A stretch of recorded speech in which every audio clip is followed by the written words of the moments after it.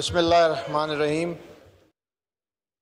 आज हम एक जमहूरी अमल का हिस्सा बने और बेहतरीन तरीके से बने। तकरीबन मैं समझता हूँ 12-13 घंटे की जद्दोजहद, ये भी एक तारीख़ का हिस्सा बनेगी।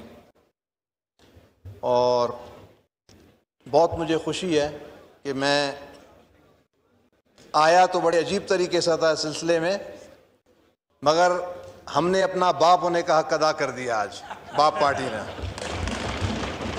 170 में हमने 4 मिलाए। आप सबको मुबारक हो जी, 4 नंबर की। हाँ, अब हमें अल्लाह तौफीक दे। एक बहुत बड़ा ज़िम्मा आया है, क्योंकि मंजिल आज शुरू हुई है। और शहबाज शरीफ साहब एक मेहनती आदमी थे, उनका तजुर्बा है। अल्लाह उनको तौफीक देगा, उनकी मदद करेगा। और मैं मौलाना साहब को हज़ारों मुबारक देता हूँ,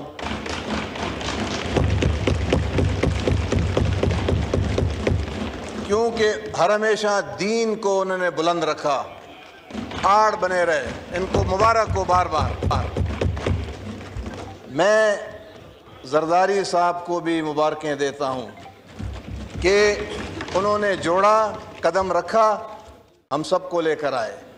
and hats off to you mister Bilawal, well done young man, you will be a great man for this nation. सबको मुबारक। और आप इतने खूबसूरत लगते हैं यहाँ पे, मेरा दिल चाहता है कि आप यहीं पे बैठे रहें, मगर पता नहीं क्या। सो मेरी सबको मुबारक, पाकिस्तान की सारी कौम को मुबारक। और जैसे हम सब साथियों ने कहा, हम बदला नहीं लेने आए, हम खिदमत करने आए, और अल्लाह हमें तौफीक ताकत देगा। शुक्रिया जी, मुबारक सब। खालिद साहब, सबको आपका मेरा रिश्ता नहीं पता। खालिद साहब, सबको आपका मेरा रिश्ता नहीं पता। आपका शुक्रिया। मोहसिन, जब ये 3 साल के थे तब से मैं इनको जानता हूँ। इनके बड़े भाई से मेरी दोस्ती थी। इनसे भी नादिर साहब भी हैं, आमिर मक्सी भी हैं। ये मेरे छोटे भाइयों की तरह दो जी। सरदार अख्तर मेंगल साहब।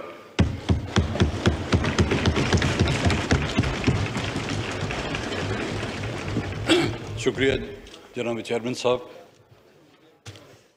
आज की इस कामयाबी का सेहरा मेरे ख्याल में इस ऐवान में बैठे हुए तमाम अरकान, तमाम अकाबरीन के साथ साथ मेरे ख्याल में आज की इस कामयाबी का सेहरा उन पॉलिटिकल वर्करों के सर जाता है जिन्होंने हमें कामयाब करके यहाँ पर भेजा। वो सियासी वर्कर, मैं असद साहब से बात कर रहा था, मैंने बोला 12 घंटे या तकरीबन सुबह 9 बजे से हम बैठे हैं। वो बड़े बेचैन हैं हम, और उस बेचैनी में कभी हम एक कुर्सी से उठ के दूसरी कुर्सी पर बैठते हैं। लेकिन वो पॉलिटिकल वर्कर जो हमें मुंतखब करके यहाँ तक लाता है, इलेक्शन कैंपेन से लेकर पोलिंग तक, और पोलिंग के नताइज लेकर वो हमारे घरों तक आते हैं, मेरे ख्याल में आज की कामयाबी की मुबारकत सबसे पहले मैं उनसे।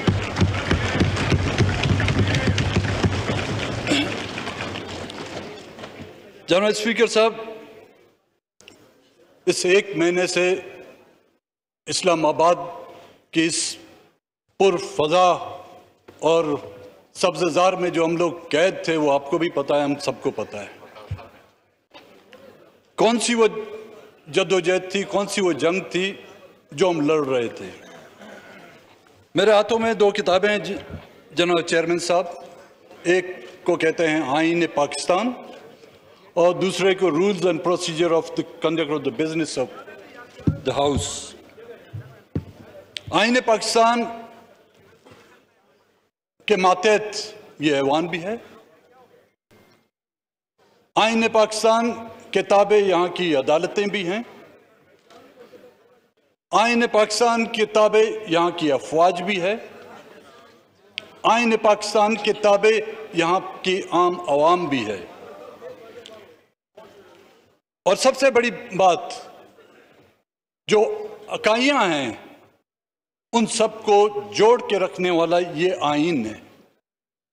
और उस आईन की जिस अंदाज में और जिस तरीके से जग हसाई की गई है, ये भी तारीख के उन वर्कों में औराकों में सुनहरे अल्फाजों से नहीं बल्कि स्याह तरीन अल्फाजों से लिखी जाएगी।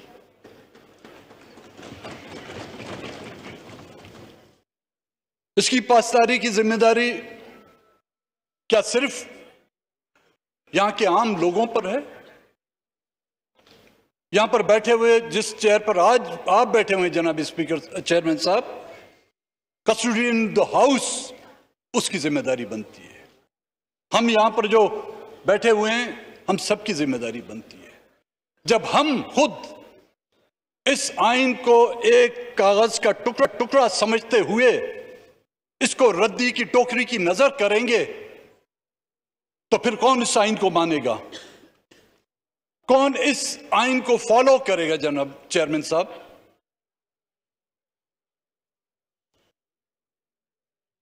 ये जो डिले हो रहा था, मुझे तो लग रहा था कि हम पीआई की फ्लाइट के इंतजार में, कब आ रही है और कब अनाउंस हो रहा है। दुनिया में कभी कोई ट्रेन लेट हो जाती है तो उसका वजीर मुस्तीफा हो जाता है। ट्रेन के हादसात में वज़रा इस्तीफा देते हैं।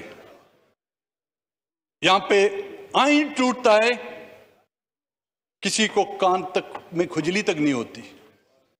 इस मुल्क को तोड़ा जाता है, टूटता नहीं, तोड़ा जाता है, अपने हाथों से तोड़ा जाता है, लेकिन उस पर भी जश्न मनाए जाते हैं। जनाब चेयरमैन साहब, आज इस कामयाबी को देखकर मुझे इतनी खुशी नहीं हुई जितनी खुशी मुझे एक और बात पर हुई है। सितंबर 2018 में जब हम मुंतखब होके आए, मैं हकीकतन आपको बताता हूं, मैं बड़ा अनकंफर्टेबल अपने आप को फील कर रहा था कि इतने मुहब्बे वतन, इतने पेट्रोइट, इतने पाकिस्तान के जो हैं हिमायती, और हम जो है बाप दादाओं से जो गद्दार कहलाते थे, इस तरह लग रहा था मुझे कि फर्स्ट ईयर में कोई स्टूडेंट जाता है और उसको जो बुली करने आते हैं, मैं ये समझता था कोई ना कोई मुझ पर गद्दारी का या इल्जाम या कोई फतवा लगा देगा। लेकिन आज माशाल्लाह चश्मे बद्दूर ऐवान की अक्सरियत जो है हम जैसे गद्दारों की तरह हो गई है।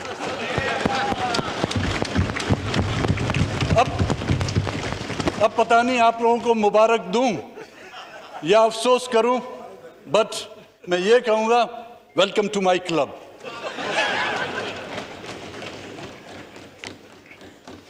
वो कहते हैं कि मैं अकेला ही चला था जानिबे मंजिल, मगर लोग साथ आते गए और इतना बड़ा कारवां बन गया।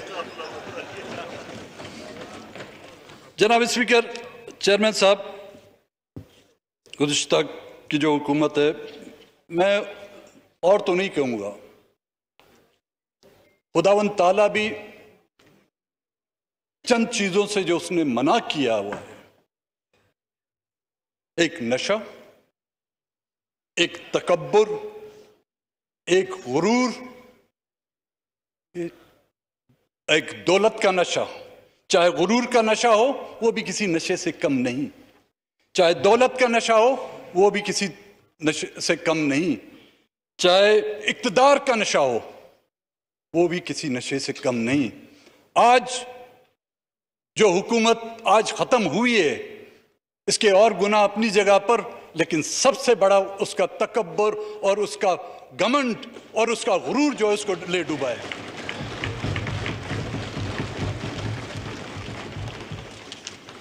मजीद दिन होंगे, फिर हमें बोलने का इंशाल्लाह आप भी मौका देंगे और अपनी दर्द भरी दास्तानें फिर भी आपको सुनाएंगे। आज इस खुशी के मौके पर आपके जो इस खुशी में मैं कोई खलल नहीं डालूंगा। बड़ी नवाज साहब की।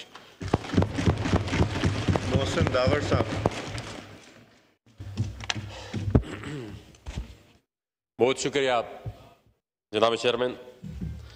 मैं सबसे पहले तो मुत्तहिदा अपोजिशन का, सारे कायदीन का और जितने भी हमारे मेंबरान यहाँ पर इस हाउस में मौजूद हैं, उन सबको मुबारकबाद पेश करता हूँ कि आज के दिन हमने उस हाइब्रिड रिजीम से छुटकारा हासिल किया है जिस हाइब्रिड रिजीम को 2018 में कौम पर मुसल्लत किया गया था।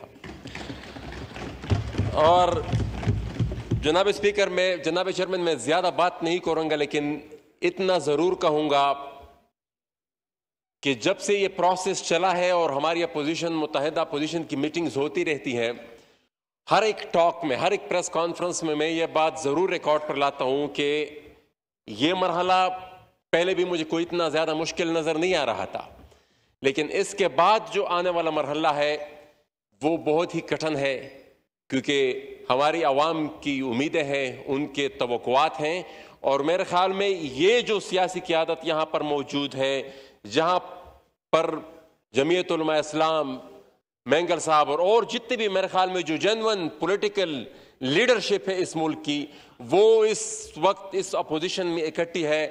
और अगर मुस्तकबिल में वो भी जो उम्मीदें हैं, जो तवक्कुआत हैं हमारी आवाम की हमसे, उसको पूरा करने में नाकाम हो गई, तो मेरे ख्याल में उस मायूसी का और उस नाउमीदी का फिर कोई इलाज नहीं होगा। मैं ये भी कहता चलूं कि वो तमाम सियासी कुव्वतें जो किसी न किसी भी शक्ल में बैसाखियों के इंतजार में और बैसाखियों की मदद से यहां पर आने की कोशिश करती है, उनका यही हाल होता है जो आज उनका हुआ।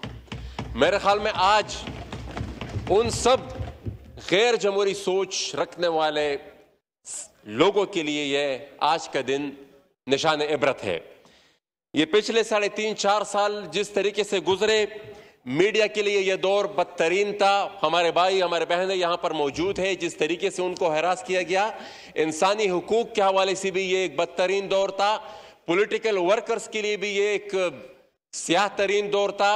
जिस तरीके से बगावत के मुकदमात धड़ाधड़ सियासी वर्कर्स पर बनाए गए और जिस तरीके से मेरे ख्याल में आधी की अपोजिशन तो यहां पर इस वक्त भी एग्जिट कंट्रोल लिस्ट में होगी, जिस तरीके से एनफोर्स्ड डिसअपीयरेंसेस में इजाफा हुआ और जिस तरीके से पश्तूनख्वा से लेकर बलूचिस्तान तक तलबा को उठाया गया और लोगों को गायब किया गया, ये तमाम ऐसे मसाइल हैं जिनके हल के लिए आवाम हमसे उम्मीदें वाबस्ता रखे हुए हैं। और मैं एक और चीज का भी यहां पर इशारा करूंगा कि चेयरमैन साहब, सबसे ज्यादा जो इशू हमें फेस करना होगा और वो दहशतगर्दी का है। और जिस तरीके से, जिस स्पीड से, और यहां पर मैं चीखता रहा, चिल्लाता रहा 3-4 साल, किसी ने कान नहीं धरा। जिस स्पीड से दहशतगर्दी फैल रही है और आए दिन टारगेट किलिंग्स के वाकयात हो रहे हैं, उसके रोकथाम के लिए भी वाज़ेह पॉलिसी मुरतब करनी होगी। और उसमें वाज़ेह पॉलिसी ये होगी कि हमारी हुकूमत, हमारी रियासत किसी भी किस्म की मिलिटेंट्स के लिए जीरो टॉलरेंस होगी। और जो तंजीमें दहशतगर्दी में मुलविस हैं, मैं ज्यादा डिटेल में नहीं जाना चाहता, फिर कभी इंशाल्लाह अगर मौका मिला इस पर तफसीली फिर बहस होगी। लेकिन ये इस माहौल में मैं अदलिया का भी शुक्रिया अदा करना चाहूंगा कि जहां पर एक ऐसा माहौल बन रहा था कि आए दिन ब दिन जिस तरफ हम जा रहे थे, हमारी आवाम में नाउमीदी इस निज़ाम के हवाले से पैदा हो रही थी। लेकिन जिस तरीके से पार्लियामेंट पर यलगार किया गया, लेकिन फिर उसके बाद अदलिया ने फिर अपना किरदार अदा किया, तो इस निज़ाम पर लोगों में एक दफ़ा फिर एक उम्मीद पैदा हुई। मैं आखिर में सिर्फ ये कहना चाहूँगा कि मैं पुराने पाकिस्तान में अपने तमाम साथियों को खुशामदीद कहना चाहता हूँ और साथ ही साथ ये भी कहूँगा कि मेरी उम्मीद है कि पुराने पाकिस्तान में अली वजीर साहब को कैद नहीं किया जाएगा और हनीफ पश्तीन साहब को भी कैद नहीं किया जाएगा। बहुत शुक्रिया जी। जी, अली मोहम्मद खान साहब, one of the most liked members on both sides.